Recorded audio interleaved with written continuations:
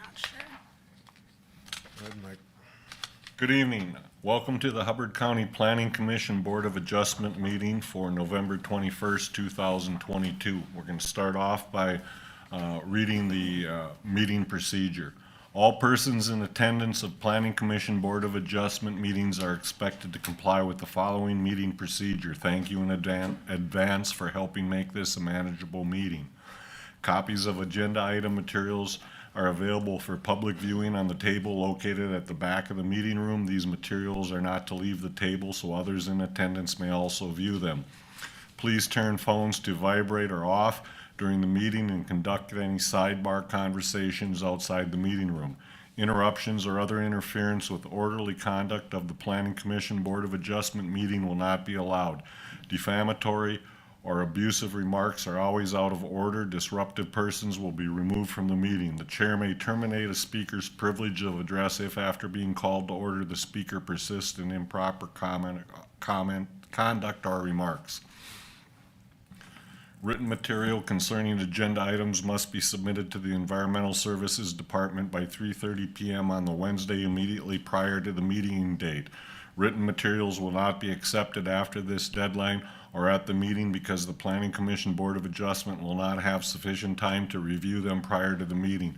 Such materials must state the agenda item for which it is being submitted and the name and address of the submitting party. Planning Commission business is conducted first, following by Board of Adjustment business. The chair will call the meeting to order and explain the meeting procedure. The chair will read each agenda item into the record and ask applicant to come forward to the presenter's table, state his, her, or their names, addresses for the record, and explain his or her or their request. The Planning Commission Board of Adjustment will then discuss the agenda item with the applicant. The chair will ask for public comment on the agenda item to facilitate an orderly, efficient meeting. There is a 3-minute speaking time limit per speaker per agenda item unless the chair allows the speaker additional time. The chair may terminate the speaker's privilege of address if, after being called to order, the speaker persists in improper conduct or remarks. When the chair recognizes a speaker, she or he may approach the audience podium and microphone, state his or her full name and address for the record, and write such on the speaker's log, and then share his or her comments. The audience podium microphone must be used by the recognized speaker because this meeting is recorded. A member of the public may not donate his or her speaking time to another speaker. A speaker should state his or her comments and address the issue, not the applicant's. All comments are to be directed towards the Planning Commission Board of Adjustment. Please do not repeat comments already made by previous speakers. The chair reserves the right to ask a group with similar comments to appoint a spokesperson. If written comments have been submitted to the Planning Commission Board of Adjustment, please do not read them aloud during the meeting, as they are already part of the record and copies thereof have been given to the Planning Commission Board of Adjustment. After everyone wanting to speak on an agenda item and has done so, the chair will close public comment period on the agenda item. No further public comment will be taken at this point. The chair will give the applicant the opportunity to address issues raised during public comment. The Planning Commission Board of Adjustment may then continue its discussion on the agenda item, and the chair will entertain a motion on it. The Planning Commission Board of Adjustment may make a motion to pass, deny, or table an item. Once the motion is made and seconded, the Planning Commission Board of Adjustment will develop findings of fact for conditional use permit and variance applications and then vote on the motion. Once a vote is taken on an agenda item, the Planning Commission Board of Adjustment will move on to the next agenda item. Meetings commence at 6 p.m. and continue until all items have been heard or until 10 p.m. No new agenda item shall be considered after 9:45 p.m. The Planning Commission Board of Adjustment may, at its discretion, continue an item that is on the floor at 10 p.m. Any remaining agenda items shall be continued to another date, time, preferably the immediately following Tuesday at 6 p.m., and no further notice will be provided for such a meeting continuation. The Planning Commission Board of Adjustment, through the chair, may modify these procedures prior to a meeting or an agenda item. Okay, we'll begin the Planning Commission. We have no minutes to approve, no old or new business, so we'll move on to the Board of Adjustment and the approval of the minutes from the October 24th, 2022 meeting minutes.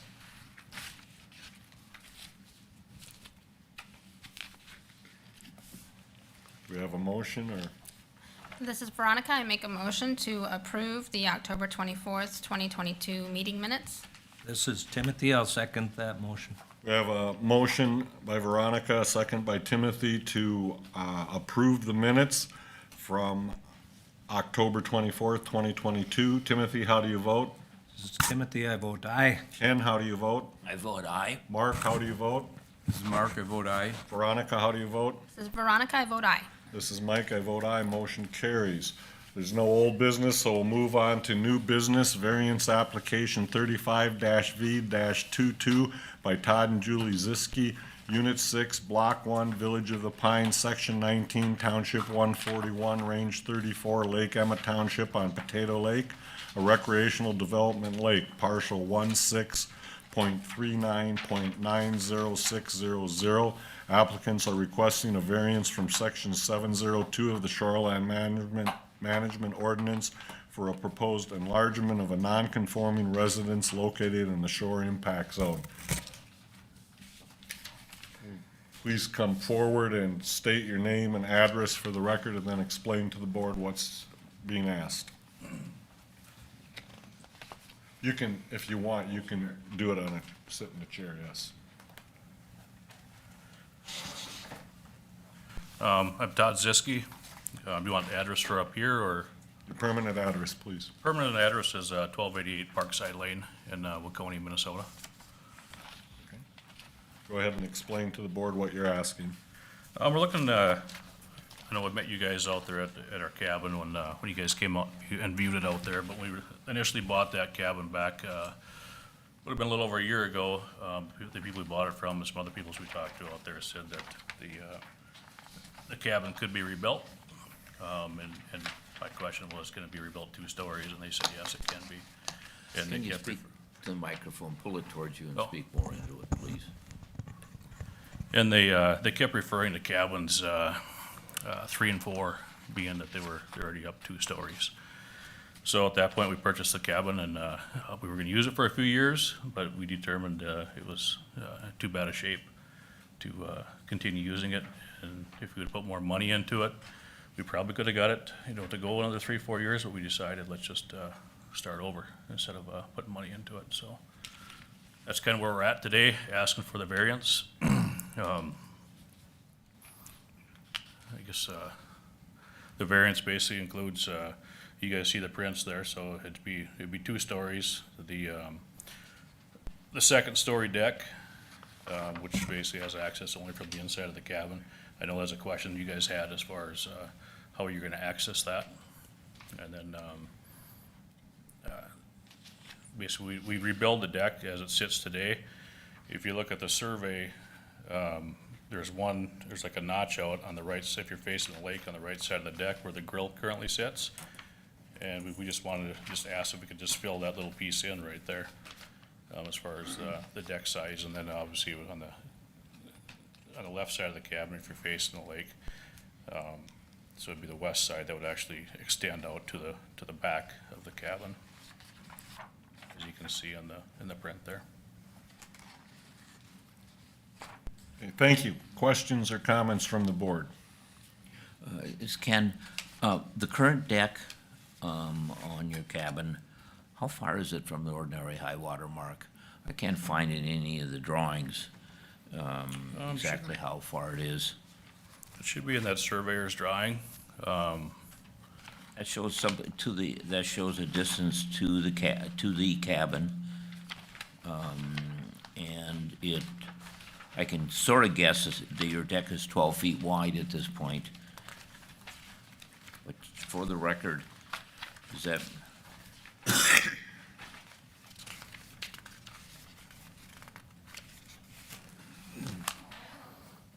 Well, it'd be looks like the 33 feet to the ordinary high water mark, minus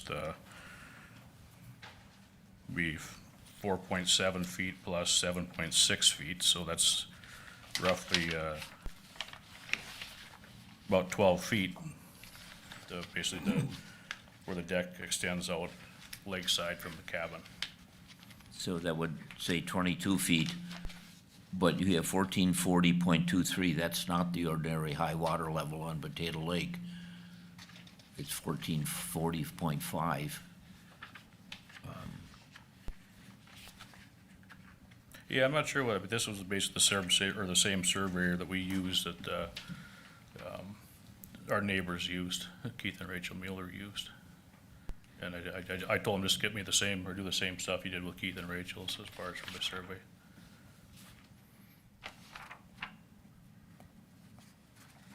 So the answer is I don't know. I don't know for sure, no. So you're saying the ordinary high water mark is 1440.5? Yeah, that's what it says right on your drawing. Your drawing shows 33 feet to the cabin, Yep, to a point of 1440.23. correct. The reason I'm interested in that is you are proposing some significant changes to your deck on the new structure, and it would be nice to know how it's gonna refer to the ordinary high water mark. That's my reason for the question. Okay, so if you look at that survey, that sketch, it would be just the 4.7 over in that corner. That's the only part that would get filled in. But as far as how far the whole deck would extend out, it would not go past what it is currently today.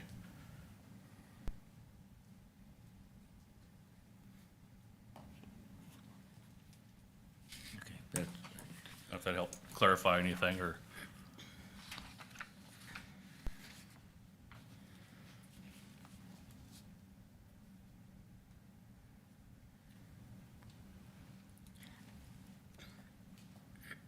This is Veronica speaking.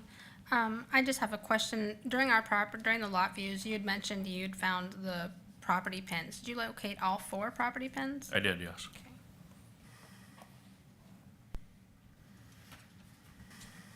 This is Mike. How do you plan on accessing the second floor? Is that an interior or exterior stairway? Interior. Interior stairway. A spiral staircase, because there's limited room in there, inside there, so we're hoping to put a spiral staircase. And that was part of the reason too, by putting a second story balcony on there, because if we were to, move, whether it be beds or, a bed up there or whatever you needed, a spiral staircase is, not the easiest way to get things upstairs, so. At this time, I'm going to open for public comment.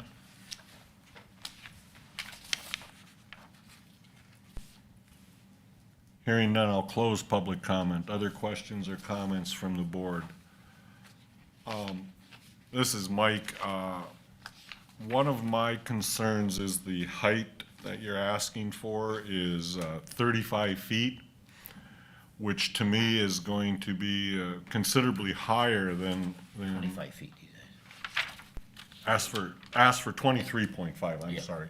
But it's going to be higher than others that we've approved, and if you look at 100-foot setback and what that would translate to, it would be considerably less if we were to follow that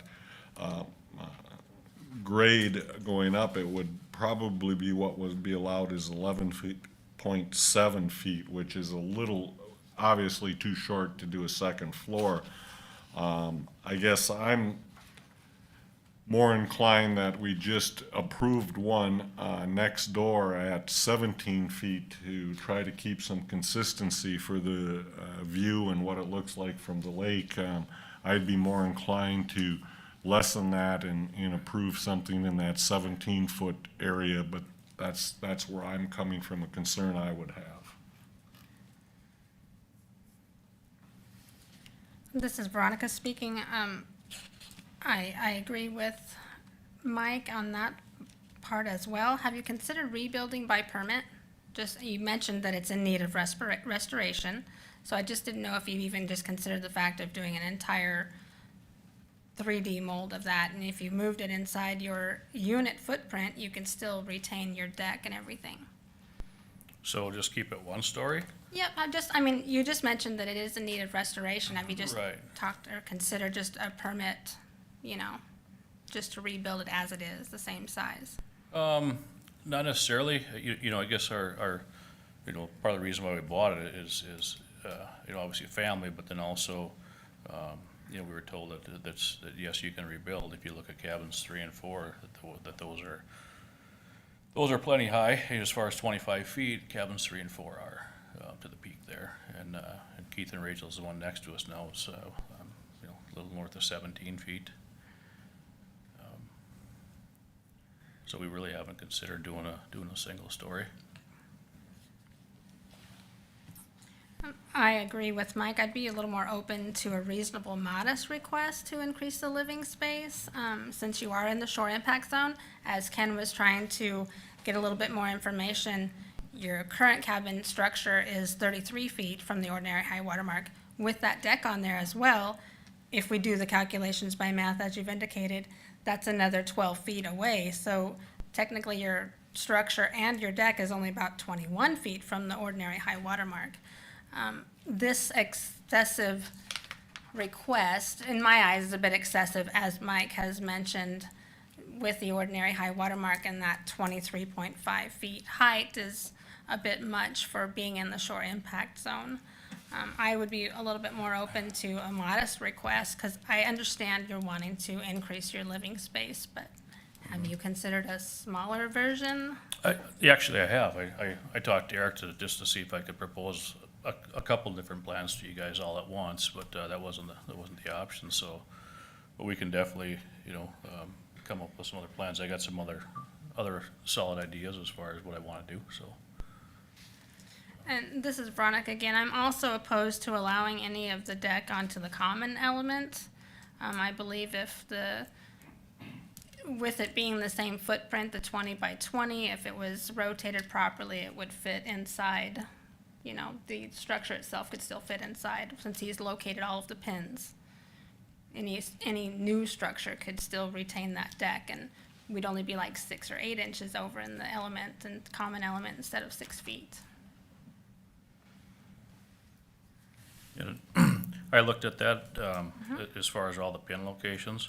I found not only mine, but the ones you know, between cabin 3 and 4.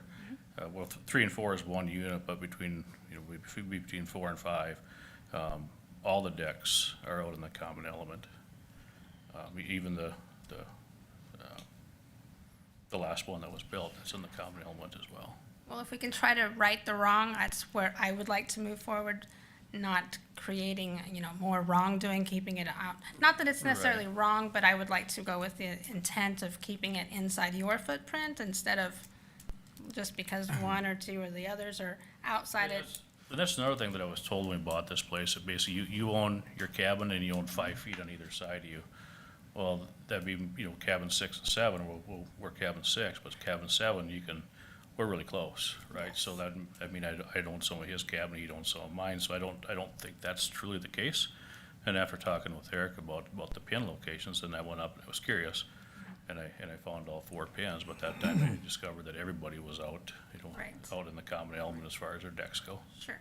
Well, if we were moving from ground level and you're demolishing the cabin and rebuilding, I prefer it to be squared up and try to remain inside your unit footprint as much as you can, instead of Sure. allowing you to go outside of Yep.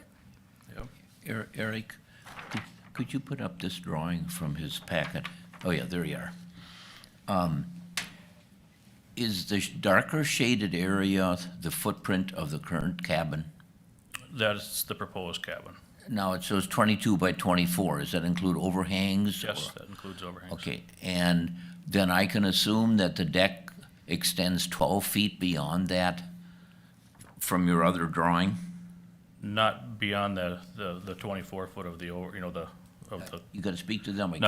not 24 feet as far as like the current overhang, because it's 20 by 20 cabin with a 2 foot over the front and 2 foot over the back. That's the proposed, and then the deck extends out. Back me up. Current cabin, 22, 24, does that include the deck? Our current cabin is 20 by Is what? 20. It's 20 by 20, our current cabin. 20 by Is- 20. So what's the 22, 24 then on your drawing? That's the with the proposed. overhangs. That's with the overhangs. Ask and get it at. So the deck extends beyond that, 12 feet then? No, the overhang extends over onto the deck 2 feet, so the deck. Yeah, so, Yeah. 10 feet out from there is where your current deck is. Yes, Okay, so it currently extends into the common area. yep. Surprising that they actually defined the common area out with your cabin outside of it.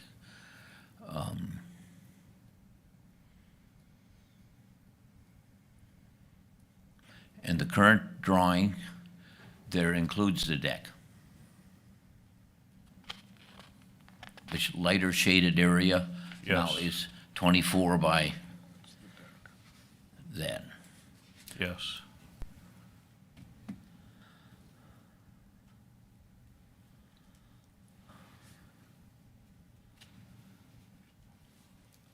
The, what's the purpose for the second level deck in the front? Two reasons. We got a big pine tree that's right in the front, and that pine tree drips a lot of sap. So we thought, Please do that. I understand that. And I thought it'd be an easier access to bring stuff upstairs, up into the second level as well. That substantially changes the character of all the cabins by putting that second deck there. Yep. From the lake especially. And the other question, you show you want your deck alongside the house to go all the way to the back and then do side steps to the left? I looked at it a little bit closer, we'd probably just come straight off the back. Right now, the current steps are off to the left, but we would like to move the cabin over 1 foot, just to give us a little more space between cabin Yeah, 'cause 6 and 7. based on what you were talking about, I figured that would be going into the common area. Yep, so we could run those And steps cabin off. 5 comes back about 2/3 of the way, and then the steps come straight up to it, rather than from off to the side. Right, This is thinking a little bit broader. And I know that the conditional use permit for the planned unit development doesn't specifically define any alternate locations. But there is, well, I think they used to call cabin 8, that's up on the hillside to the east. it's still there. Actually, I thought that was supposed to be tore down, but you ever thought about that as an alternate site where you could build something a little bit more larger? Have you explored that at all? Yeah, but there's another couple that own that cabin. I guess there's really not a whole lot of room back there as well either to change that. And I guess I've never. So someone actually owns that? I thought that was not part of the original conditional use permit or planned unit development. Well, that's Jim, and I think you'll probably see the name on the end page or where it talks about all the people that are going to get notified of us rebuilding. But yeah, that property is owned by Jim and. It's the small one. I'm up to the right side as you face the lake. Yeah. Okay, I thought Yeah, that and the other was, reason too, obviously I wouldn't have paid what I did for our cabin if I was up in the woods. We bought it for the view. It is an excellent view. how about the reunion building? Is that part of your, across the street, the big building, is that part of your lake associate, or your village in the Pines? I think they are in there. Yeah. They're part of yours thing? So there's area over there, if it's thought about possibly trying to build somewhere where you could build larger? I haven't considered that, no. Like I said, we probably wouldn't have bought our cabin if it wasn't a place where it was at, overlooking the lake like it is. So no, I have not ever considered going back that far anyways. Okay. And I'm not even sure if that's a possibility or an option. I don't know how the property lines on the backside, if that's all part of the PUD, or or how much the people on the backside, how much they own back there. I don't know I guess I've never talked to our president of our association to see who owns what back there. You would. I've never talked to the president of our association to see who owns what back there, if it's all common element.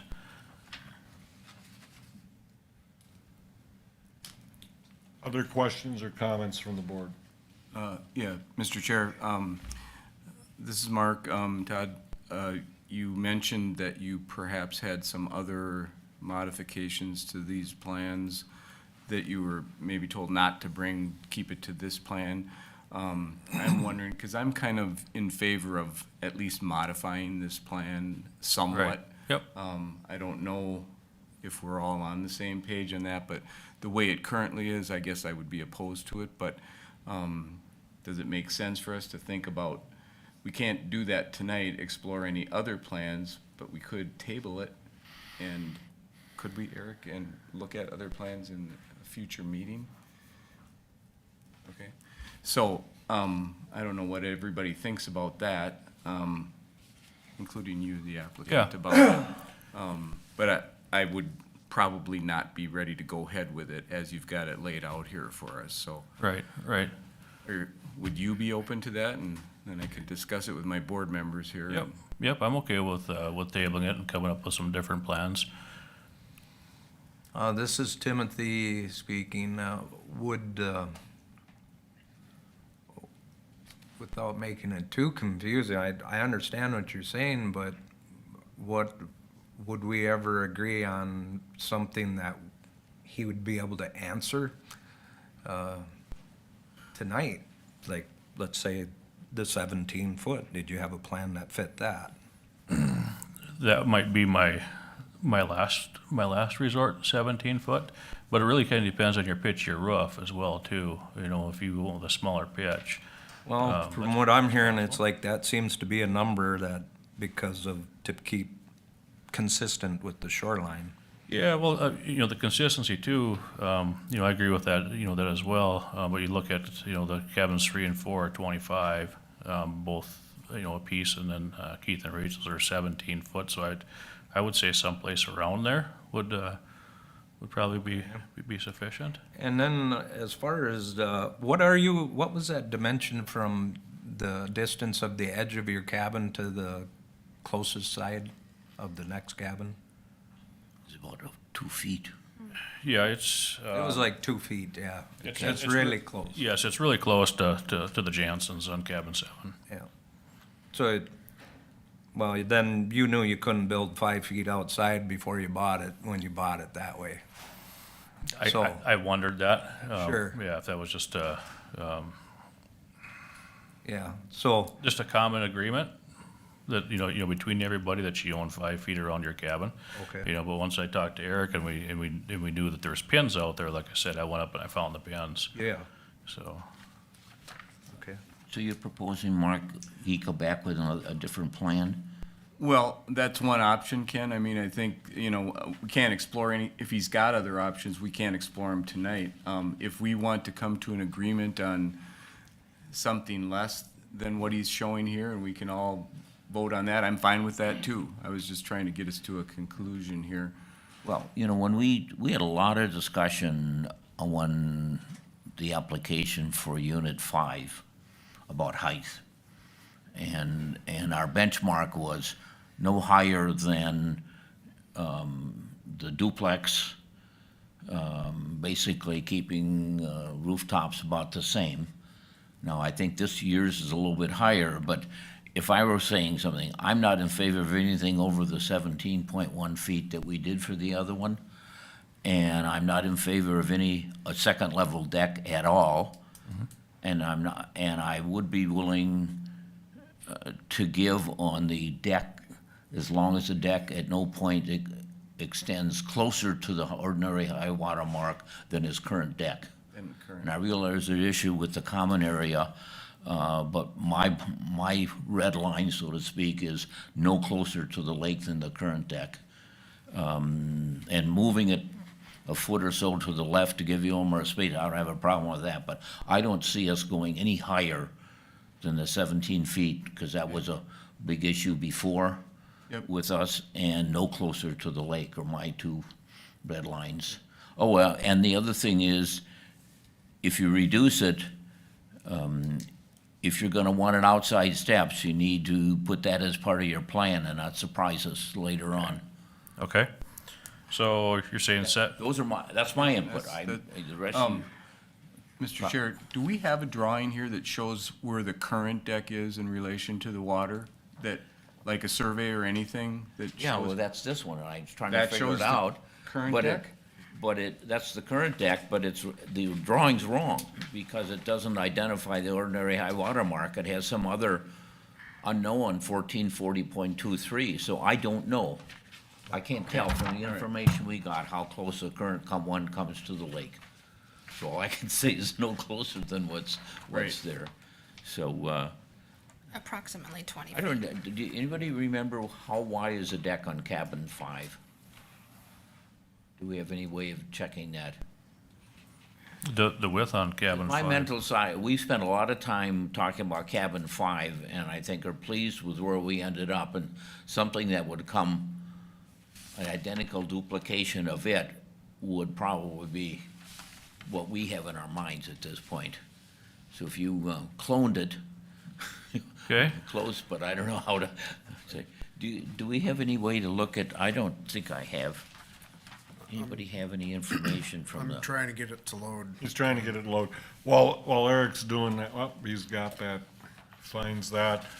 I guess I'm also at that 17-foot level.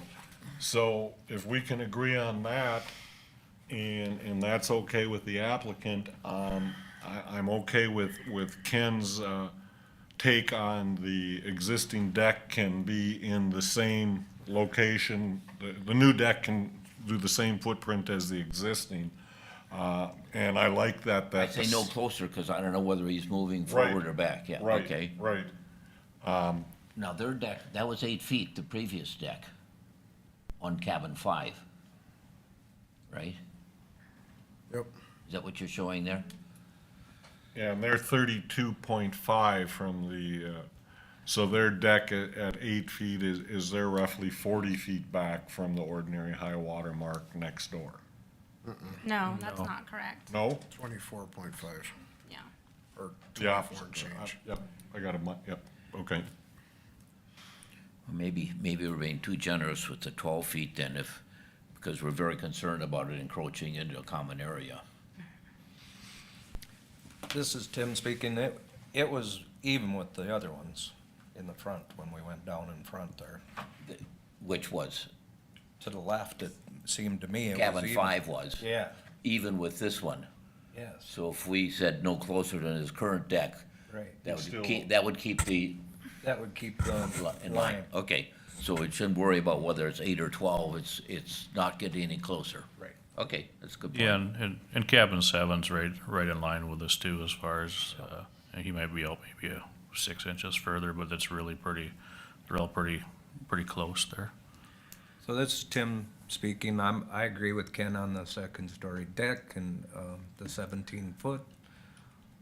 And keeping the deck and, going no closer, and so, The trouble is, we don't have anything in front of it. I'd like to see exactly what I'm approving, and that's what makes me Okay, feel uneasy. if we're going down that road rather than to continue going down that, if someone wants to entertain a motion, I think what we've expressed here is that we're looking at a design that's, the deck is no closer than the existing deck. The cabin is a 17-foot height, and it's an internal stairway, no second level deck. I think that's kind of where we're going, so I'm thinking what we need to see is your design, table this tonight and go, unless someone sees it differently. I get uneasy when we making too much stuff up, that I'd rather see a plat and a layout of it. Yep, I agree. Because then we can say, we approve that, that's, Yep, and that I can do. Is there any limitations on my pitch and my roof at that point? I don't think we control picture. Cabin 5 did a 412, if I remember, in order to, I think it was, Right. yeah. which usually people Well, like, no, maybe it's. No, I think it's more than that. More than that. It's to 612. Yeah, Yeah, okay. we don't have to concern ourselves. No. Oh, we don't have We're to, no. setting up 17.1 or whatever that number was. Well, Sure. Eric speaking, just for the, if you say 17 feet and you don't care about pitch, are you comfortable then with a flat shed roof? It's gonna be 17 feet high, the full width of the structure? No, personally, I prefer the same orientation and gable orientation as the cabin 5. To keep the neighborhood. I'm not happy about a shed roof. Changes the character of what's there. So is anyone ready to make a motion? This is Veronica. I'll have a comment and then I can make a motion, so yeah. And one other logistic, because of the timing of the December meeting being before Christmas, we're gonna have a compressed window for those revised plans to get sent to us, so I'm thinking early next week would be when I'd need to be able to get those, and if that isn't possible, then we need to reevaluate the direction to go. Okay, Could be pushed out. yeah. He's worried about the timing Oh, of getting the okay. plans for the next meeting. We'd need an extension from the applicant to do that, because we'd bump into Because of 60 the, days. 60-day kind of limit, he'd have to sign an extension, or we have to have it by December. Are you willing to sign an extension? Yeah. So we can move it into January or February? Yep, we're not, You're not gonna dig into we're January. not doing anything other this time of the year. Veronica? Yep, so I just had a comment. A variance is gonna be needed if the applicant desires to do any increasing in living spaces, which is where we're at. And at this time, like I mentioned, I find the proposal to be excessive in height for a structure in the shore impact zone at the 33-foot ordinary high watermark setback, because it's not in harmony with the intent of the ordinance. Giving the applicant time to table the application to reduce the height and be a more modest request is what we're all open to, saying 17 feet. I'm open to that. I agree with with Ken and Tim with that second story deck as well, being again, you're inside that shore impact zone. Your current deck is what we've discovered approximately 21 feet from the ordinary high watermark setback. So one is to keep in harmony and consistency with the other cabins next to you. I believe one is appropriate as well. I think some of us have kind of made it clear as far as the type of structure to be in harmony with the A-frame type or that sort. Sure, yep. Instead of the single pitched roof. So I can, if you're open to signing that form, then I will make a motion to table the application to give the applicant time to provide us an amended application. This is Mark, I'll second that. Okay, we have a motion by Veronica, a second by Mark to table this application. And we have a signed extension, so it'll be in January or February, Yeah. we now hope. We have that flexibility now. So with that, Timothy, how do you vote? This is Timothy, I vote aye. Ken, how do you vote? I vote aye. Mark, how do you vote? This is Mark, I vote aye. Veronica, how do you vote? Veronica, I vote aye. This is Mike, I vote aye. The motion to table carries. You can be in contact with Eric's office, and then we will see you in the new year. Sounds good, thank you. Thank you. Next, we have variance application 36-V-22 by Phil Scott, part of Government Lot 5 and 6, Section 15, Township 141, Range 35, Arago Township on Eagle Lake, a recreational development lake, parcel 02.15.00310. Applicant is requesting a variance from section 701 of the Shoreline Management Ordinance for a proposed enlargement of the structure devoted to a non-conforming use. The applicant come forward and state their name and address for the record, and then explain to the board what you're asking.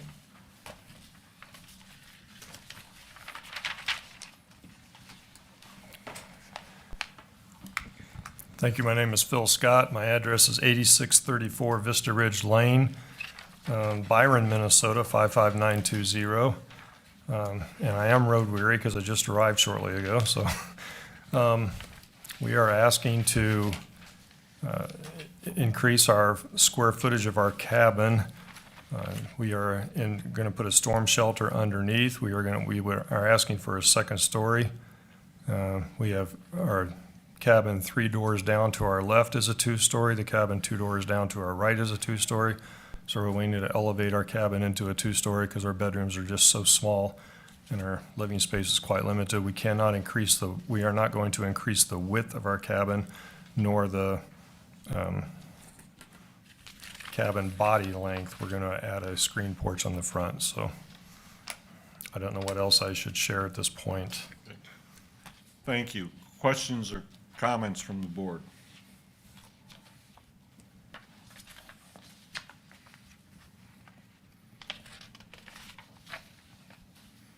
I should also disclose that I'm an Ohio State graduate, so sorry, Ken. Ken, this is Ken, just to confirm a couple of things. Okay.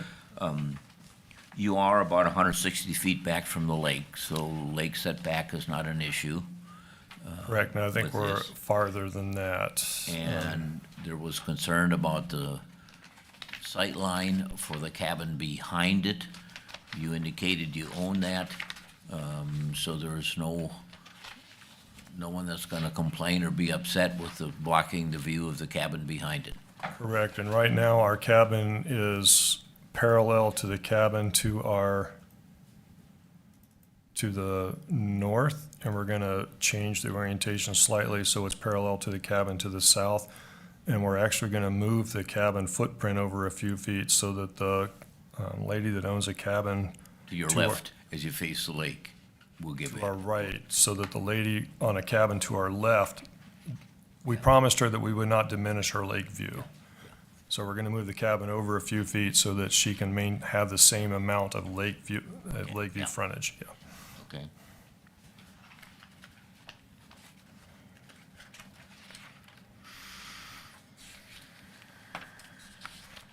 At this time, I'm going to open for public comment.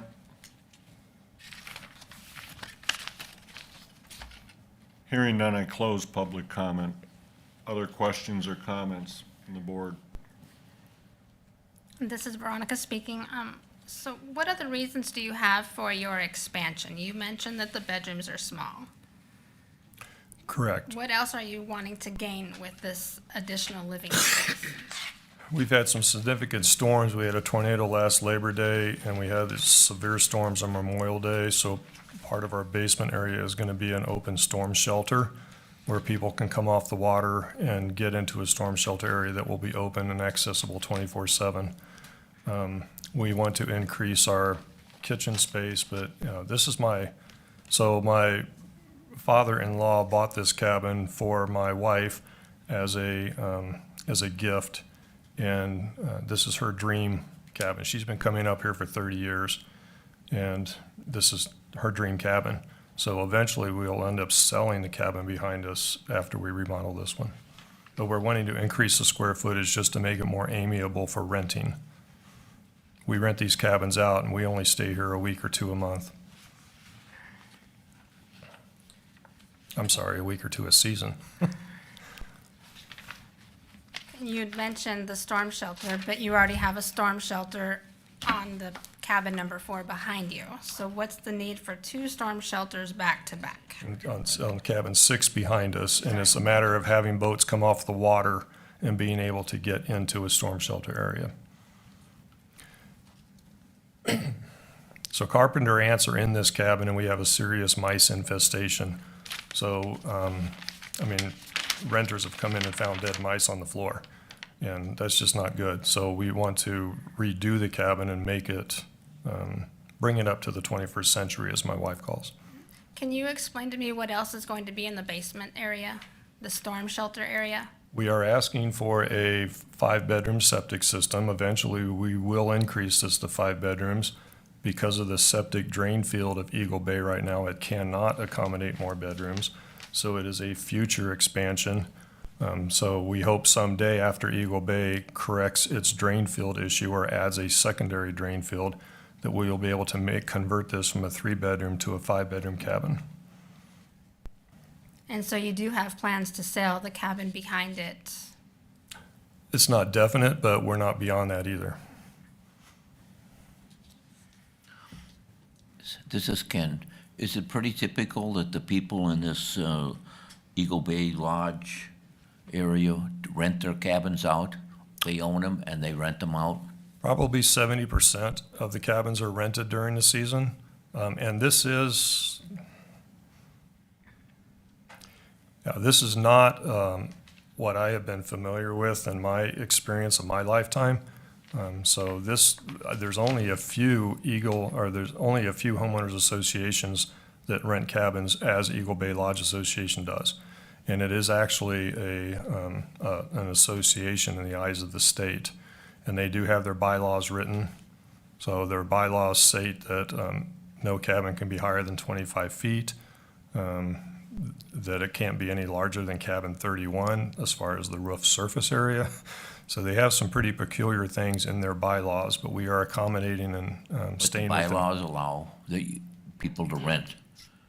The what? The bylaws allow people to rent out the cabins that they own? Yes, probably 70 to 80% of the cabin owners do rent. And it is a seasonal resort. It is only open from probably the second week of April until the second week of October.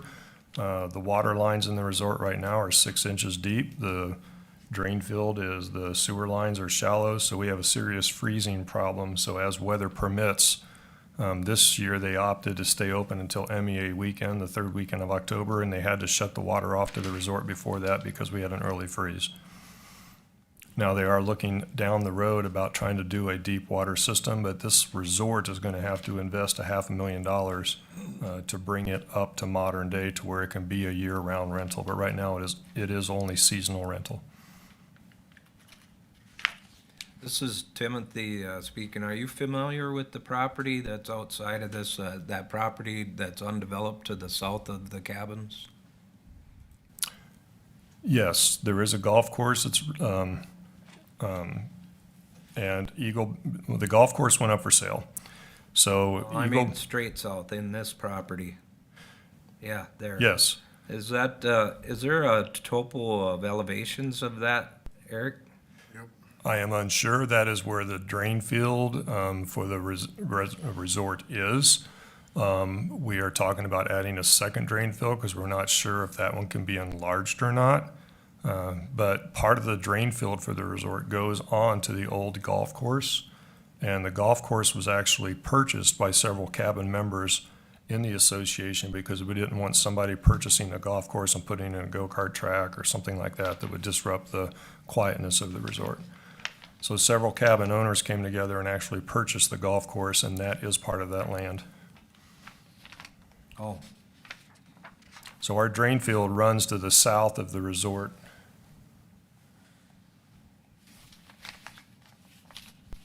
I'm having a hard time seeing the last cabin up there. If you follow, this is Tim, if you follow that, Eric, and did a square there, what is there, an acre there?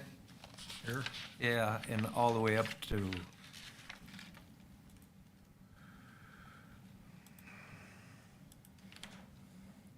yeah, follow it just on that dotted line or close to it. Yeah. Go over closer to the hill up there. Yeah, it's over an acre. I wonder how much of that is existing system. The existing system has, I think, 78 side runs, but there was some concern about permeability. So the guy in the state of Minnesota that does all the educating for septic systems, he's the one that designed and had this. But we're not sure, and we're looking into whether that can be enlarged. But we have promised we are not going to add bedrooms until this all becomes official. So we're going to have to apply for I'm sorry, Eric, what'd you call it, a use permit before we Well, can add bedrooms. This is Tim speaking. I think where Veronica was going is we wouldn't know if you did or didn't, and we're in a position now of, making sure that it isn't until that's proven. We have managers Information. of the association that go into the cabin every week with cleaners, and they have access to all the cabins.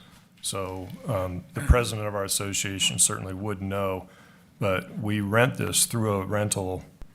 There's a lady that has an LLC that professionally rents this, but it can only be rented, and I'm not going to finish those bedrooms.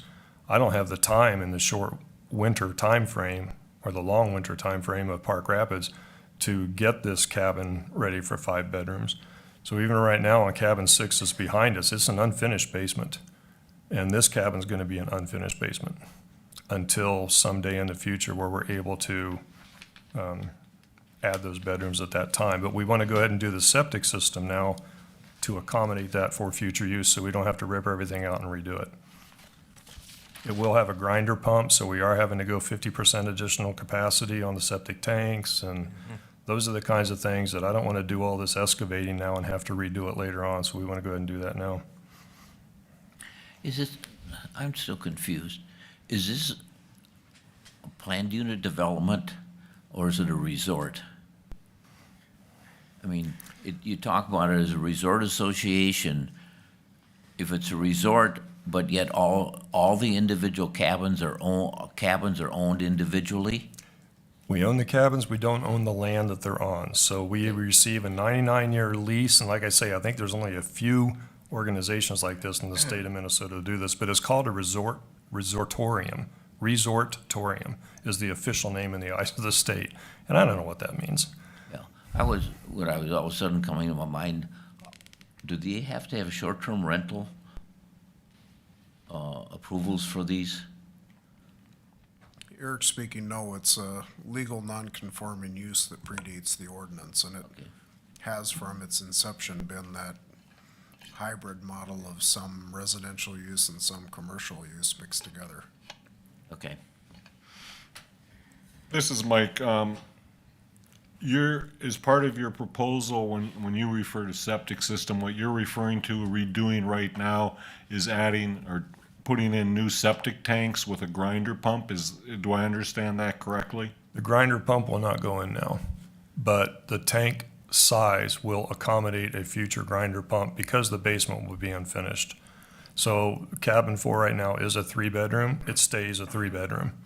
Cabin 4 was a 2-bedroom, and it currently, in the eyes of Hubbard County, is still a 2-bedroom. So if someday Eagle Bay gets their act together and solves this septic issue, then we will apply to the county for additional bedroom space. Those additional bedrooms would go in the basement, is that what you're saying? Most likely. We're gonna have 1 0-entry bedroom on the main floor, and we're gonna have 2 bedrooms upstairs. So when we build this, it will be an unfinished basement, and we're gonna have 2 bedrooms upstairs and 1 bedroom on the main floor with a great room area, and then a kitchen area. It's only 24 by 36, so it's not a significant living space, and that's why we have to go vertical to increase our square footage. I don't want to increase the width or the length of it. This is Veronica speaking, Mr. Chair. So for clarification, tentatively, you plan on having a storm shelter in the basement. But in the future, the storm shelter is going to change into bedrooms and no longer be a storm shelter. Correct. A portion of the basement will be a storm shelter. Cabin 6 right now, a portion of that basement is a storm shelter, and the rest of it remains unfinished. So on cabin 6, someday down the road, we will add another bedroom downstairs and put a spiral staircase in. But we are not going to do that until Eagle Bay is out of bedroom space on their drain field. They can't add any more bedrooms. And everyone's aware of that. The Architectural Control Committee, the board, and everybody's aware of that.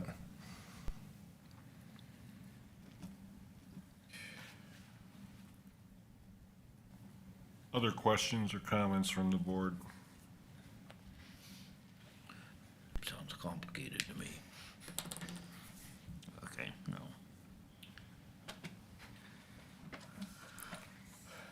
Mr. Chair, a question for the applicant. You stated that you don't feel you want to go up with this new building as opposed to out. Could you tell me again why you couldn't expand your footprint? We don't want to increase or decrease the view from behind the cabin. So we're on the lakefront side of the road that connects all these cabins together. And I don't want to go any farther forward than my proposal because we're matching the cabin beside us. So the cabin to our north that's currently there, we're going to match, and we're going to basically do the same lake frontage that they have. By match, you mean just in relation to the lake? Right. We're not going Okay. any farther lake Right. forward than what that cabin is. So we're trying to stay within the conformities of what's already in existence within Eagle Bay Lodge Association. But neither of those two properties on either side of you have a second floor on them, is that correct? They do not. The buildings, the third cabin to our left and the second cabin to our right do have second stories. And the cabin behind us is a second story. Right, right. So we're going to be almost the identical roof line of the cabin behind us.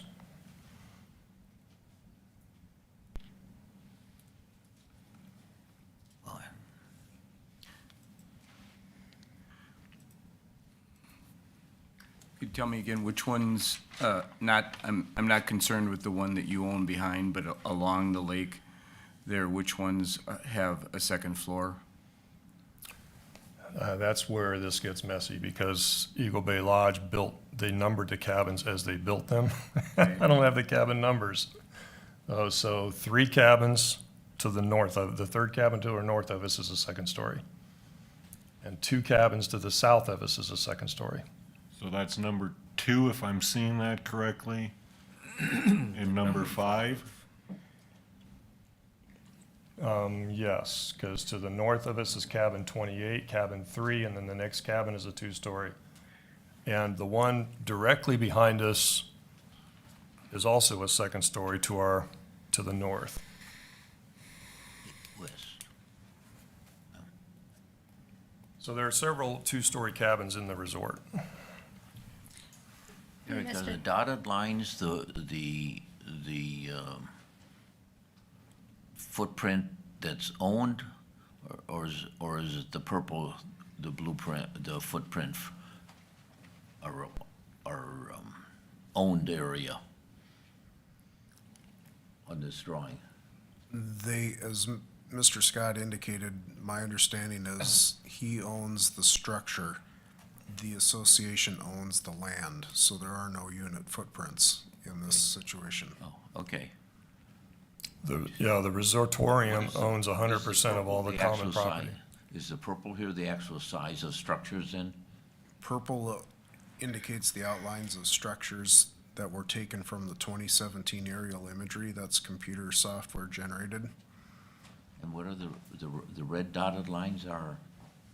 Those are Irrelevant. just an attempt in the parcel map to aid the assessor's office in keeping track of things, so they need to, they've got information on each of those structures, so they created those boxes to help give a number that they can then click on and see the information for that structure, so I'm not identifying the purple or the dotted red lines as being accurate, but in my proposal, we had in the septic plan, there was a print of the cabins. What a mess. Okay. This cabin 4 is rectangular east to west. It's more narrow, and the narrow part is what faces the lake.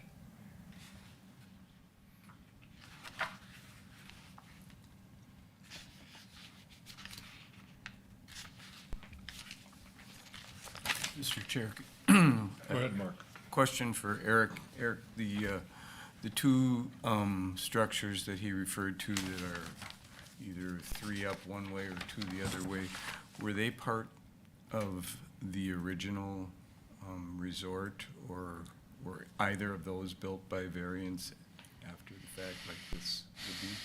Do you know? I'm not sure off the top of my head, Mark. I'd have to look into that, and that would take some time Okay. because our records are all lumped together on the Okay. property, so sifting through to. I know that the figure out- cabin behind us that's just to the north of cabin 6 was original, 2-story. Okay. It's also in need of repair.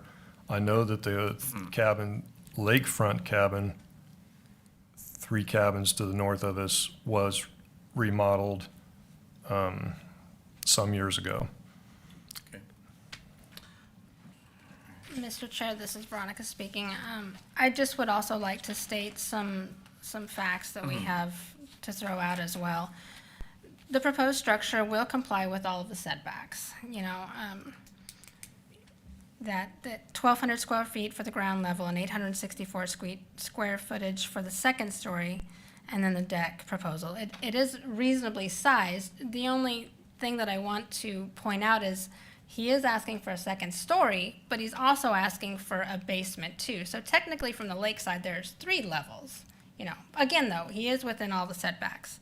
And the only reason for the variance is because the structure is part of the non-conforming use, in which the ordinance prohibits any altering or expansion. So that's where we're at, if we want to allow the applicant to expand at that height or not. Otherwise, he does meet all of the requirements.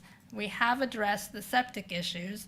I don't know which the best way to curtail the 3 bedrooms to the 5-bedroom system, with it not all being, the septic being proper at this time. As you mentioned, I know within your association, you're working towards that goal. But other than that, the applicant does meet all of the requirements. And as far as the variance maintaining the essential character of the locality, I do believe there was a variance that was approved closer to the pool area. There was a building that we allowed them to raise it 3 feet. They had some runoff issues at that time. There are, as the applicant mentioned, multiple structures in and out of, the shoreline that does have single-story and 2-story. So there is a mixture. I don't think that it's going to be out of character at this time. My biggest concern was the cabin behind him, which he owns, which he's most likely going to sell, that view. But other than that, when someone comes to purchase, they're going to realize that. So. Thank you. I'm in agreement, I think with the distance from the lake and meeting all setbacks here. My main issue, seeing how the cabin behind is basically resolved, he owns it, and then if someone buys it, it is what it is. And that's not a concern of this board. The septic system is in that it's maxed out, and wanting 5 bedrooms eventually and asking for 3 is, I'm fine with the basement and the proposal is my hangup is how do we do that and ensure that it's only 3 bedrooms? Is that an unfinished basement or? If I This may is respectfully Timothy's. submit that the cabin is going to be built gravity drainage, as is cabin 6. There's no grinder pump. It's not finished in the basement where we can do anything in the basement because there's no way to lift the sewage up. So the cabins are built right now gravity drainage, and that's the way cabin 4 will remain. It's currently a gravity drainage into the tank, and that's the way that the septic design, it was also submitted. This is Timothy speaking. I think he answered it to begin with the cabin cleaners and the advertisement, and the rest of the resort would want to be getting the same thing of several bedrooms if it was to happen. So I'm comfortable just the way it is, because the way he's proposing it myself. Other comments or questions? Is anyone ready to entertain a motion?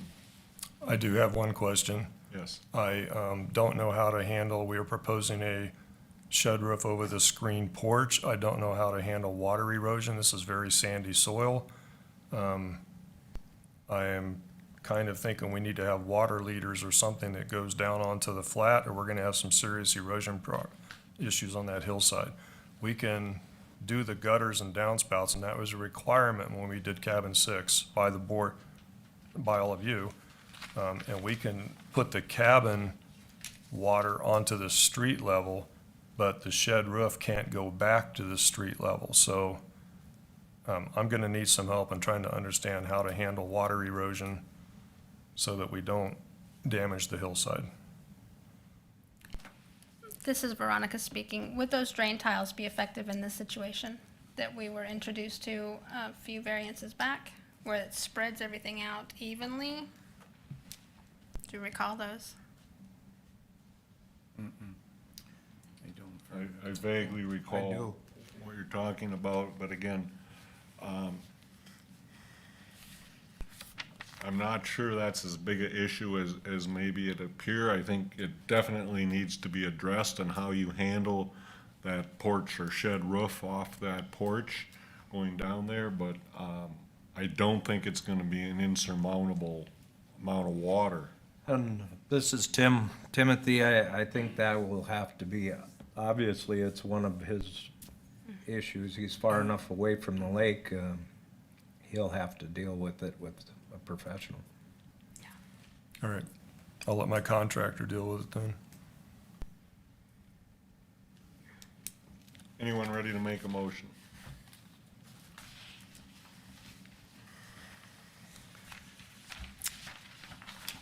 If you'd like. Okay. And this is Veronica speaking. I can make a motion to approve the application as proposed, with the possible conditions that the gutter and drain system be installed by a professional to direct the shed roof water. And the number 2, the deck or walkway must be tied into the current walkway system. And I would adopt the staff's findings of facts, and I will supply the answer for number 4. Number 4 says, will the issuance of the variance maintain the essential character of the locality? The answer is yes. The area is a mix of single-story structures and two-story structures. Similar to findings of fact 1, that the new cabin will be slightly larger than the existing cabin and will not harm the setbacks or the sight lines of the lake surrounding dwellings.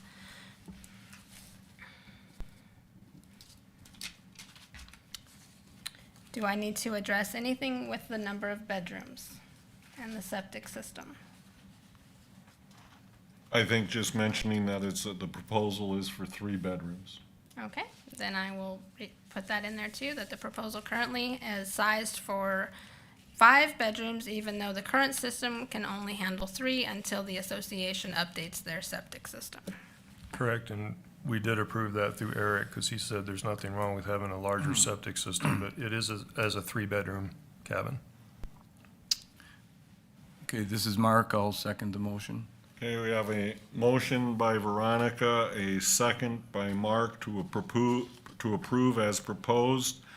And condition is that a gutter and a drain system be installed off that porch by professionals, and the deck walkways tie into, the new deck walkways tie into the existing walkway.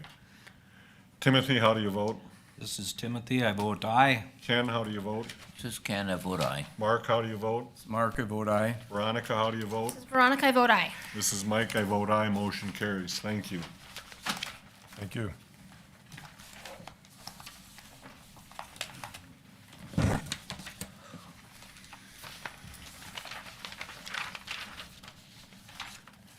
Next, we have variance application 37-V-22 by James and Leslie Lilla, part of Government Lot 2, Section 23, Township 141, Range 35, Arago Township on Potato Lake, Recreational Development Lake, Parcel 02.23.01500. Applicants are requesting a variance from Section 502.2, 503, and 702 of the Shoreline Management Ordinance for a proposed addition to a non-conforming accessory structure located in a bluff impact zone. State your name and address for the record, and then explain to the board what you're asking for. James Lilla. I'm at 2151 Crestview Drive, Excelsior, Minnesota 55331. And I commonly go by Jim, not officially, but I'm more comfortable with being Jim to everybody. I guess while I'm at it, I'm also going to say I apologize that I wasn't there when the site visit was. I meant to be, but there was a medical problem that arose that I couldn't drive up just for on that at that time. Otherwise, I would have been there. Okay, I'm asking for variance to expand our garage. We've owned the property for 6 years. For the first 3 years, we lived out of state. We've been in-state now for the last 3, but it's been solely for our use. It's taken a while to sort of, we've enjoyed the property very much, and we haven't changed it really in any way except to try to do all the good preventive maintenance. Along the way, I've been frustrated by a couple of things, mainly with the garage. The garage, although it's technically a two-stall garage, the door is only 7 feet tall. And so if a family comes up with a bike rack on the top or any kind of anything on the top of their vehicle, they basically can't get into it. Even with my pickup truck, it's very close, and if I make the mistake of leaving the lid up in the inside and move the garage door, I jam up the garage. So I've wished for a taller structure. Secondly, although we have some storage space there, and I'm not really trying to expand storage space per se, we have wanted to get a utility vehicle for aid in getting down, back and forth to the lake with things. With my wife and I are both got a few years under our belt, and my wife has some medical issues, so we've made the decision to get a vehicle, and then we need a place to park it. And I guess those are the two, or the main. Oh, the other thing is just in terms of weather. There aren't any storms, but when a hailstorm comes through and we've got a car sitting out on the asphalt, I've always thought it'd really be nice to have shelter for that vehicle, and I really don't have any place to put it. So that's that. With that in mind, I decided finally to let's find out what we got to do and what we can't do. I contacted pretty much everybody at once. Arago Township pointed me to the county as being the jurisdiction here. I made contact and had one of your, Aaron from your department, come out to take a look about the site. We're well off the lake, but we are on the bluff. This has all been an education for me. I had a contractor come out around at basically the same time because I had made some sketches about what I thought it would probably look like. He said, looks very doable, made sense to him for that site. He said, you're going to have to find out for sure whether, what you can get a permit for or not, or whether you've got any problems. Once the, all this is in Eric's report, I'm sorry, Aaron's report.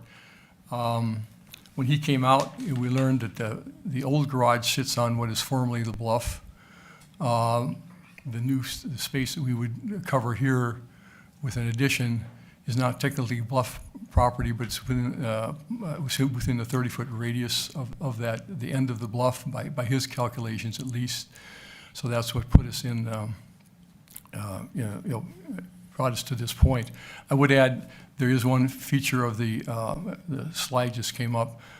Although the current garage has some erosion underneath the southwest corner of it, as it shows in the pictures that were submitted. That hasn't changed to my being able to detect anything, but it's always bothered me to see concrete undermined. And I thought there might be a way that we could buttress that in the process of doing this, because we have there's a slope away from our current garage. So to make it fit harmoniously and just good building sense, it seemed like we will drop the slab level for the addition, and we would be putting a dug foundation around the perimeter, or at least around that. That's the south side, the southwest corner where the erosion is. So it would involve trenching and putting in a foundation for the whole new added structure, thereby shoring up the existing structure better. That's a side benefit. It's not the primary purpose, but if you're going to be working there anyway, it just seemed logical to me, and the contractor agreed. So that's it. It's all on an impervious area, as you see from the picture. This has been covered with asphalt for parking lot purposes, whatever the prior owners have done. I don't know how old that asphalt is. We're basically replacing asphalt with structure in this plan, not adding to any impervious area. Thank you. Questions or comments from the board? This is Timothy. On your drawing, did the contractor help you design that? No, I didn't. I mean, I showed him sketches just like I've got here, and, you know, what I had in mind. My dad was an electrician, I've carpenters in my family from way back when, and I just like to draw things. So anyway, I drew out a sketch. The roof wouldn't necessarily be exactly like this. I don't know exactly how tall a garage door we can put in there, but we don't want to go up really. You know, I want to make it conforming. I want it to be harmonious with the existing structure. So we get most of our height because the fact that the slab would be roughly 18 inches lower than the existing slab. That creates one problem, that when you transition from one level to the next, you got to allow a little bit of wiggle room just to get down there if you're going to, you know, travel between the two sections. So it's one reason why the width of it, it's supposed to be a easily accessible single garage, you know, that can accommodate something taller than what we have right now, with a little room to get around the margins. Other questions or comments? Yeah, Mike, excuse me, Ken, just wondering, did you consider at all not dropping that garage floor, keeping it at the same height as the existing garage? The answer is no, because I didn't have a, that seemed actually would be more difficult, I'd have to put up more foundation to raise it, and I wouldn't be gaining anything underneath it. I mean, if I was trying to, no, I didn't really seriously consider it because it just didn't seem logical to me. When we were out there the other day looking, we had a little back and forth between all of us about water runoff and where it would go. It's hard to see exactly with the snow being on the drive and stuff about grades, but we did have some concern about the neighbor next door and whether this would impact them at all, and so we were just trying to find ways. And for me, just glancing at it, I, obviously didn't shoot any grades or anything. It seemed like by keeping that garage up with the current one, it would be easier to get the water out of there down your driveway that would come off. So that's a thought, but I can't verify it. I'm just going off eyesight, but I just wondered if you had. Well, okay. That's why I wished I'd been here, because would have been happy to have people pick, my brain, or vice versa. No. If we went up, then we have to do fill. We'd have to do fill to get up to that level. I understand. In that sense, we'd be pushing more water away from where the garage sits than it would be to let it just follow its natural course around the garage. You can't see it on the pictures really, and it's very subtle. I made a homemade water level to try to help myself with this thing.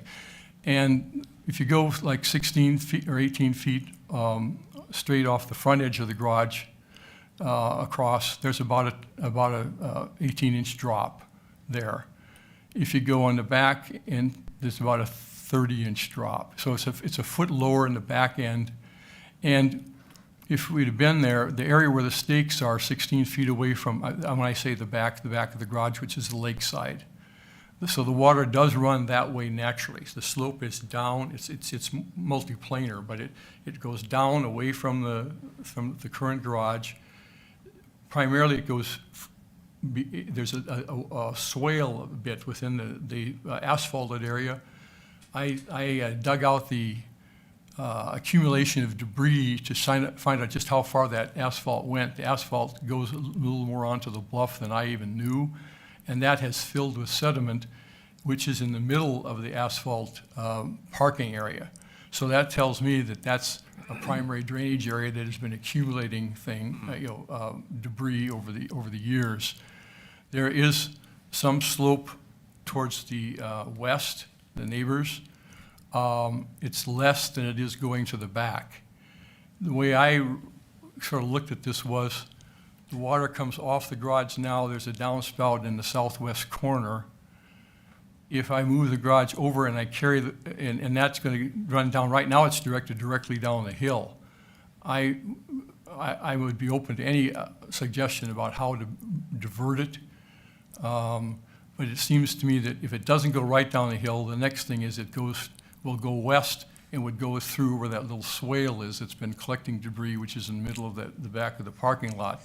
So if I build and I direct over to there, and I carry water away from the garage, I'm actually carrying, to the west, I carry water with gutters to the west further, which takes it further away from the designated bluff. Now, what happens to it there? It basically is gonna go down the hill. The other area of potential drainage is farther forward, and there is some drop, at least in part of the area. I say it's convoluted towards the neighbors, but I think that's less than there is going towards the lake.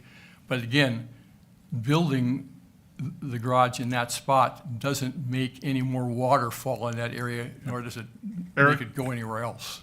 Eric, could you bring up a topo of the area with the topo lines on it? My concern is the drainage, and based on the proposal where you have a roof that is not existing, that's now going to drain onto the driveway, and the other half is going to drain towards the lake. The lake side looked to me to be handling everything you have now. I'm not real concerned in that bluff, which actually isn't a bluff, but that hill going to the west lessens, and I think that can be handled. My concern is the water coming off the garage and the new with that valley to the front of the garage where the garage doors are, and where is all that water going to go? I'm not confident by my eyeball, but as I looked at the topo and my recollection of what I saw there, it certainly looks to me to the potential for much more water coming onto that driveway, and then it has either two ways to go. It either goes away all the way across the road, drains that way, away from the lake, down your driveway, or it goes around your garage, potentially impacting your neighbor, which with additional water. There will be additional water as I see it here. Okay, Mike, So I guess where I'm going with this is that without a stormwater management plan for this site and where that water is gonna go, because I'm not confident on where it's going now and where it will go and what it might add to a problem potentially for your neighbor, I don't think I can go forward with this without a stormwater management plan. That's where I'm at. Ken, did you have something? yeah, it's all right blacktop. His neighbor didn't indicate there was currently a problem at all, okay? And when I look at it, if you built a gutter across the front, bring your downspout, and then go into a drain pipe, which you'll have to bury under his driveway that exits on the hill towards the lake, any water that now currently falls on that blacktop, but will now be on the roof, will go down over the hill. Follow what I'm saying? I follow what you're saying, but without a survey showing me that and how it's going to be accomplished, I'm not comfortable with this well, plan. But you just got the roof, got a gutter? No, I understand that, but that's all based on what our eyes said and what okay, we're thinking. okay. Without the topo of the land and how that's gonna flow, I'm just not comfortable because I think there's considerably more water going to be coming to that driveway if this is built as proposed than that we have right now. Okay.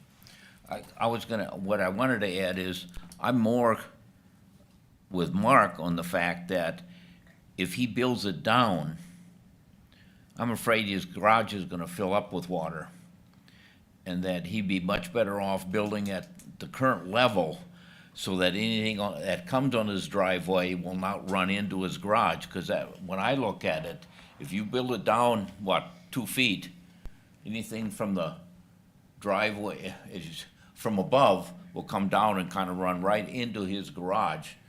It's his problem, not his neighbor's, but I'm as much worried about that as I am, where does the water go that comes off his roof? I think the water off his roof could be handled. I mean, you have a different view, but I strongly concerned if I were building it about filling up my garage with water, so. Mark?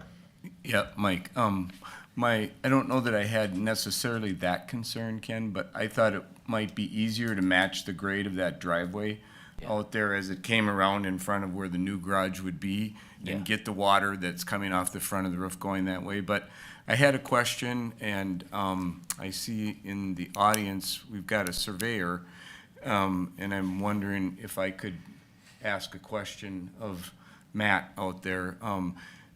And that is, you know, you're hearing about a stormwater management plan, Matt, and I had some background in construction, and oftentimes when we would do a new project, we would be required to present a certificate of survey with a grading plan on it showing the way the water was gonna go.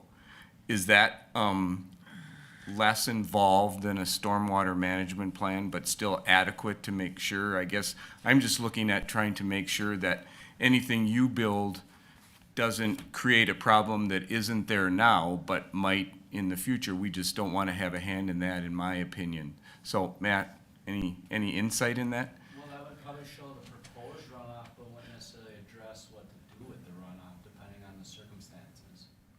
You know, so that's why I see different from a grading plan versus a stormwater management plan was what you're proposing, how you're proposing to grade the site. You can make assumptions about where the water's gonna go. The stormwater management plan would specifically address where's the water gonna go, how's it gonna be treated.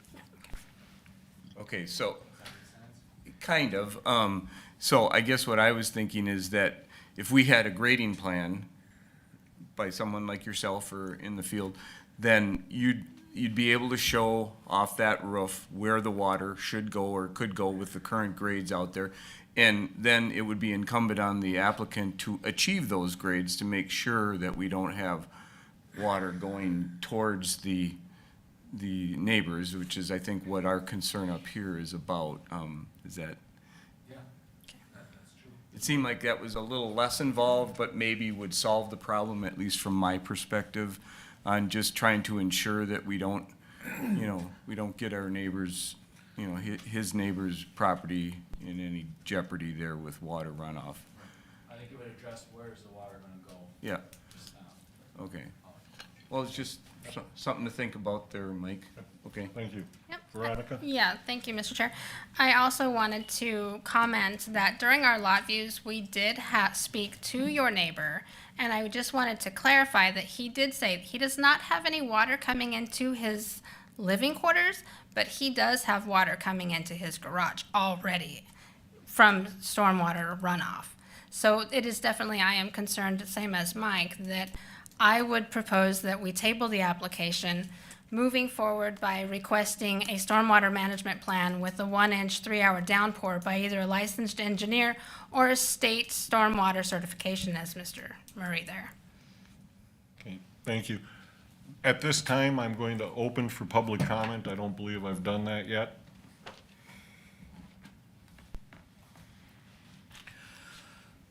Hearing none, I'll close public comment.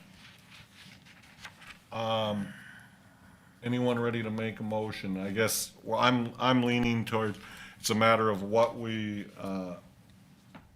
want to put as a condition. I think tabling it is the right thing. And do we need the stormwater management plan, or is the a certificate of survey, is that what it's? Well, Mike, let me, either or, I'm fine with. Is it would part of the process here to be ask the applicant if he's willing to do that, or we could move on it as we see it if he isn't. Well, yeah, I mean, I'm open. This has been an educational process for me, and I've shared the concern about the front of my garage, and all the ground rules here, so to speak, pardon the pun, but how much grading one wants to get into or can get into to try to achieve an end. This may be so disruptive to the whole front of the area.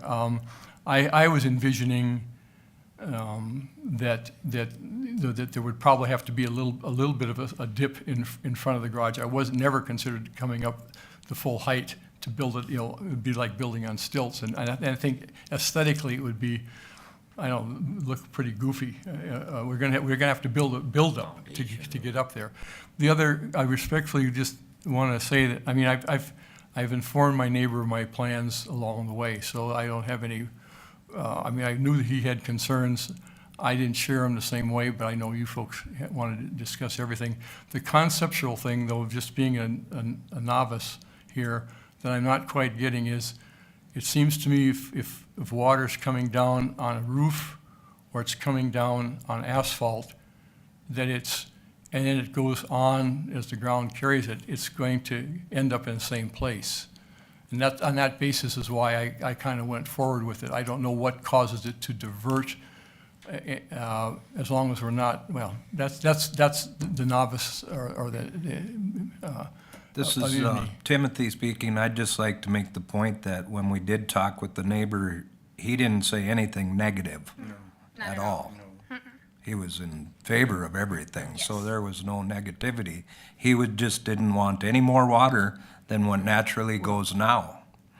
Correct. And if Which is fair. if there's something I can do to, it's going to turn into a point of economics, I think, somewhere. Here, it may not just be worth the effort.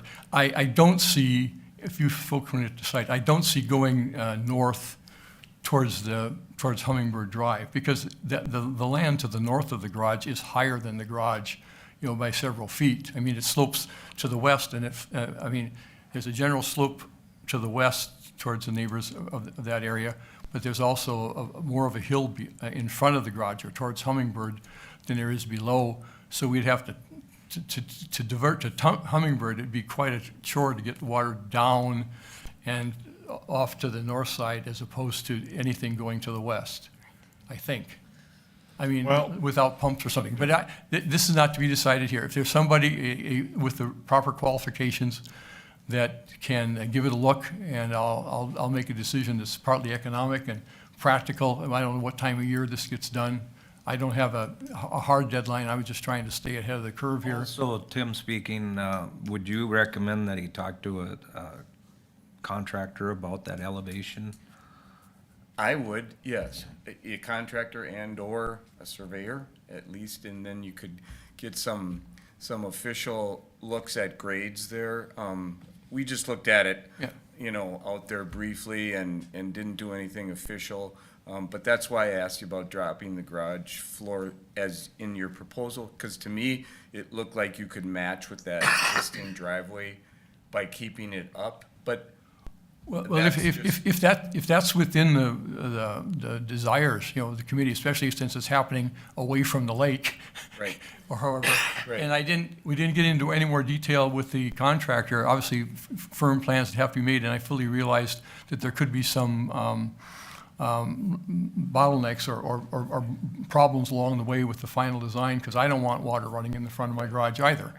As far as the runoff part, that's going to take a hydrologist, somebody with experience that I don't have. I'm just Yep. looking at it as a layperson. Okay.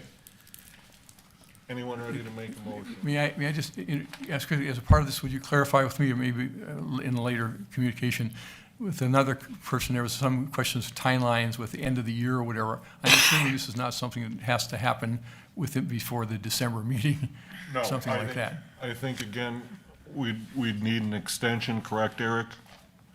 I guess I'm in favor of tabling this and asking for some additional information, and if you're willing to sign an extension, and if so, not December, it could be January, it could be February, give you time to. I don't know if they can even do it, in the winter time here, if people want to wait till spring.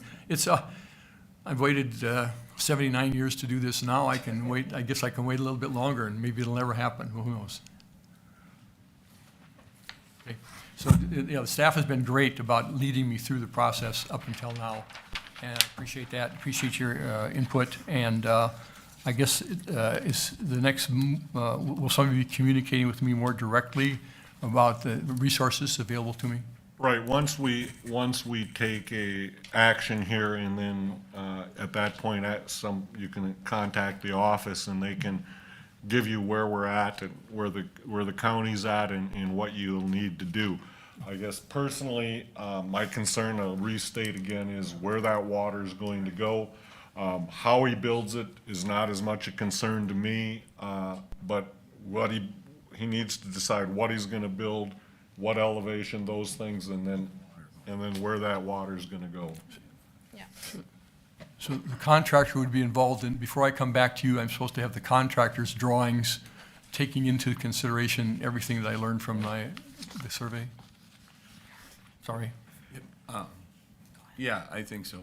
Yeah, this is Veronica speaking, and all the information that we're giving you is just to be most beneficial for you, sir. Just, we're trying to give you guidance, and we cannot give you an answer determination, without this additional information. So we're just looking ahead as not just for yourself and, the things that we spotted, but for your neighboring as well, so. Okay. I don't think you need my wife's signature on this. I mean, one of us can sign for the trust or whatever. Someone ready to So- make a motion? Go ahead. Or you want, okay, this is Mark, and I'll make a motion to table this application. Do I need to put a date on it? The top line. Yes, okay, to table this application, we're looking for a stormwater management plan with a 1-inch rainfall in a 3-hour, within a 3-hour downpour by a licensed engineer or state stormwater certification. Okay. And this is Mike, I'll second that. So we have a motion by Mark, a second by myself, Mike, to table this application. And he's going to need to produce a stormwater management plan to handle a 1-inch rainfall within 3 hours by a licensed or certified engineer that can do these types of projects. Timothy, how do you vote? This is Timothy, I vote aye. Ken, how do you vote? Vote aye.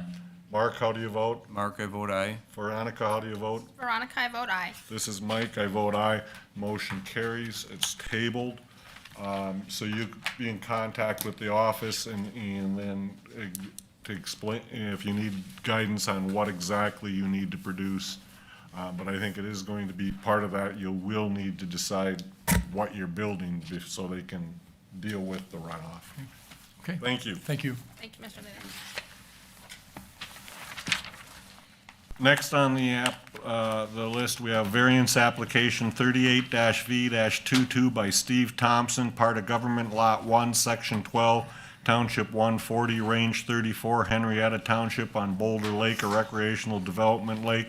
Parcel 13.12.00600. Applicant is requesting a variance from sections 502.2 and 801.3 of the Shoreline Management Ordinance for a proposed drain field to be located within 150-foot ordinary high water setback and the 75-foot ordinary high water mark setback such that the drain field's ordinary high water mark setback cannot be approved administratively. We've got notification that Mr. Thompson's unable to attend tonight, so we could table this, although I believe that it's straightforward enough that we could probably act upon this tonight and not carry it over even without the applicant. Any comments or questions from the board?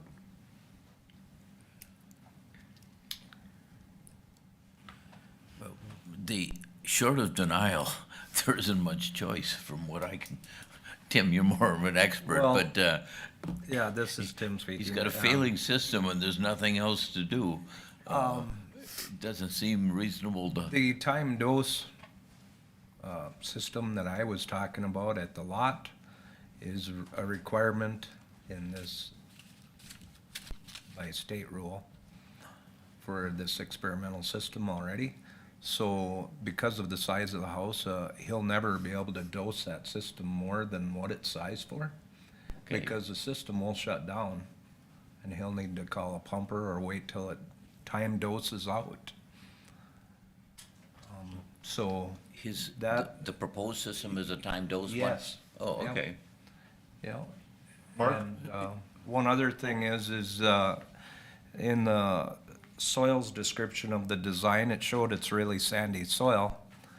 So the new mound that he's proposing and putting in, if and ever, when it does fail someday, it should percolate as it goes towards the lake and not be like a clay layer where it would run to the lake. So the setback issue, we can be a little more flexible with that. I believe. 6 feet. And so, Mike, I was just gonna say, I'd probably defer to Tim. Oh. For any conditions, if we're adding any, it doesn't sound like we are, so then I'm fine with it, I'm in agreement to go ahead. At this time, I'm going to open for public comment. Hearing none, I close public comment. This is Mike. I'm going to make the motion that we approve this as presented. I think And accept the, I believe we accept the staff findings of fact.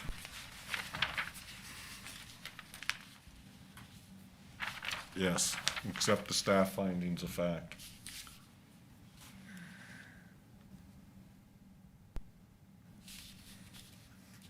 This is Mark, I'll second that motion, Mike. Okay, we have a motion by myself, Mike, a second by Mark to approve as presented. Timothy, how do you vote? This is Timothy, I vote aye. Ken, how do you vote? this is Ken, I vote aye. Mark, how do you vote? Mark, I vote aye. Veronica, how do you vote? This is Veronica, I vote aye. This is Mike, I vote aye. Motion carries.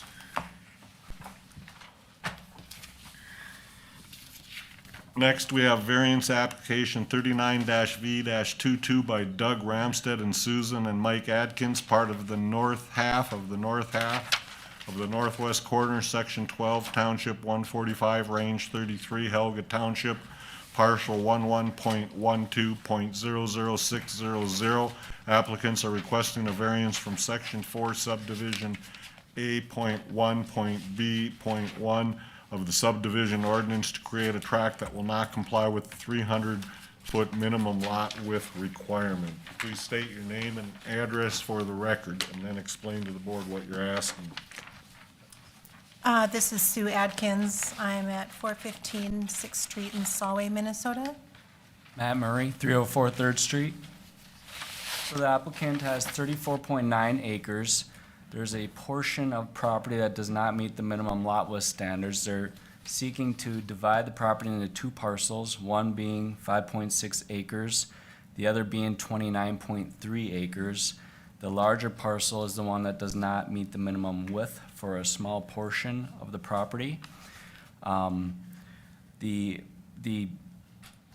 substandard portion's about 79 feet wide. It would be used for access purposes only. This was created at a time when such a configuration was allowed.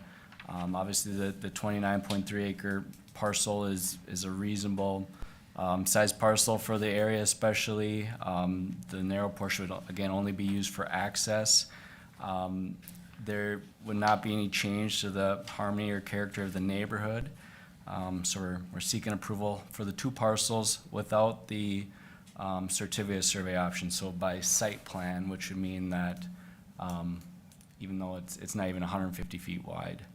So seeking for the certificate of survey exemption. Questions or comments from the board?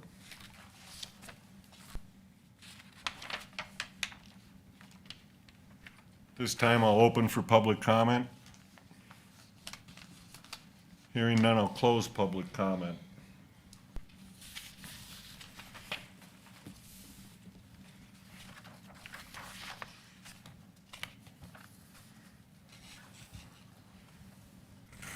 Ken, just for the record, the township has approved it, and according to the staff report, all the other requirements are basically satisfied.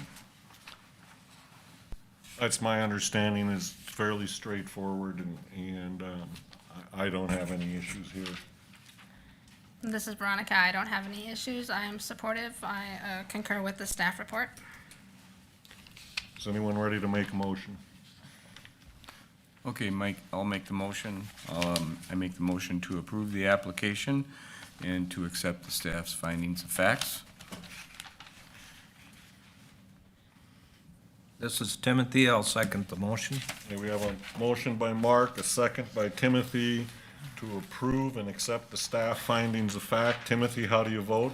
This is Timothy, I vote aye. Ken, how do you vote? This is Ken, I vote aye. Mark, how do you vote? Mark, I vote aye. Veronica, how do you vote? Veronica, I vote aye. This is Mike, I vote aye. Motion carries. Thank you. Thank you. I next move on to miscellaneous and communication. Yeah, Eric speaking, the only things I have for you would be just, size of the December agenda. We don't have any planning commission business, and it appears that we'll have 2 variance applications unless any of those that were tabled this evening would potentially be able to get their information in time for inclusion on the December meeting agenda. Okay, thank you. Anybody else have anything for the good of the order? I'll entertain a motion. This is Ken, I make a motion to adjourn. This is Mark, I'll second that. I have a motion by Ken, a second by Mark to adjourn. Timothy, how do you vote? Timothy, I vote aye. Ken, how do you vote? Ken, I vote aye. Mark, how do you vote? Mark, I vote aye. Veronica, how do you vote? Veronica, I vote aye. This is Mike, I vote aye. Motion carried, meeting adjourned.